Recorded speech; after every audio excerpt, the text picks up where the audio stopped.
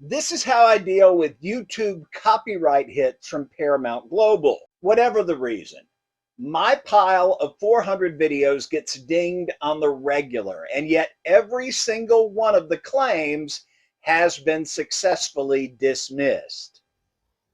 The latest infringement of my right to fair use came on Thursday. While I was at the grocery store, my phone started going nuts with 11 notifications in a span of about 4 minutes.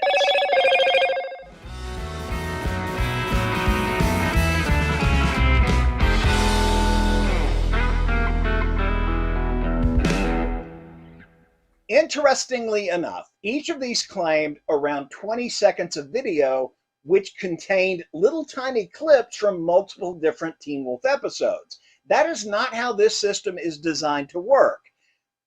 And while that's interesting to me, it's kind of irrelevant to how I handle the claims.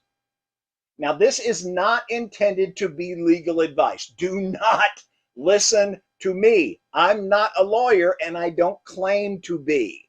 I am a YouTube creator who took some time to get educated on the laws that protect commentary and criticism under the First Amendment to the Constitution and the rights codified within the official laws of the United States of America, known collectively as USC.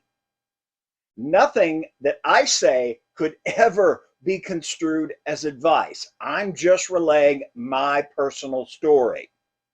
When I get these frequent copyright storms, after I'm done cursing multinational corporations, general executive incompetence, and a system that allows anyone to claim even obvious fair use content, I settle in to dispute these claims.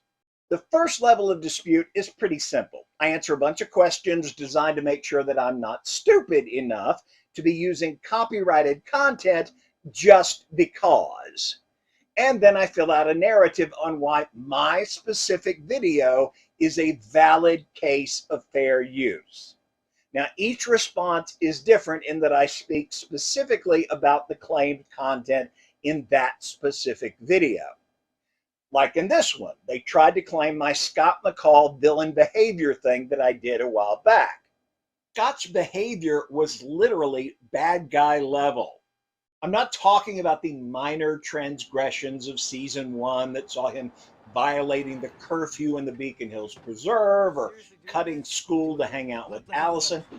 I'm not even talking about the blatant underage drinking. You get your best friend drunk. Hey, you're not happy. Take a drink. This is actually one of the strongest cases in favor of fair use that I have in my library. I'm directly criticizing the copyrighted work, the behavior of the hero, and I only use the clips necessary to cite specific examples of how he broke the law or a moral code. Jackson, I'm sorry, but... So is kidnapping a classmate and holding him hostage in a van in the woods. Styles! Now that I think about it, it was around this time, pre-Alpha Eyes, that Scott actually sided with a mass murderer against an assault victim, getting into more serious violations like breaking and entering private property, breaking and entering government property, and evidence tampering.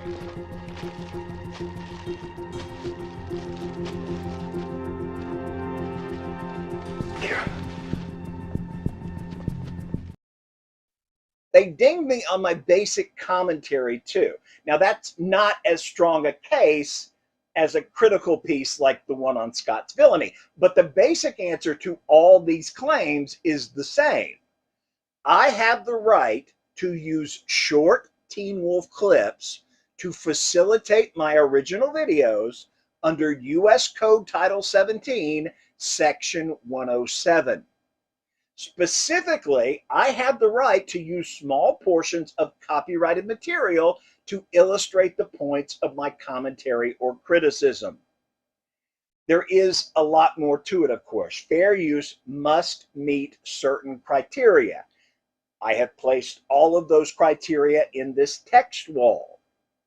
Now, even if I feel that I have satisfied all this, which of course every single one of my videos does completely satisfy all this, it remains in the eye of the beholder whether to challenge my ability to exercise this right of law.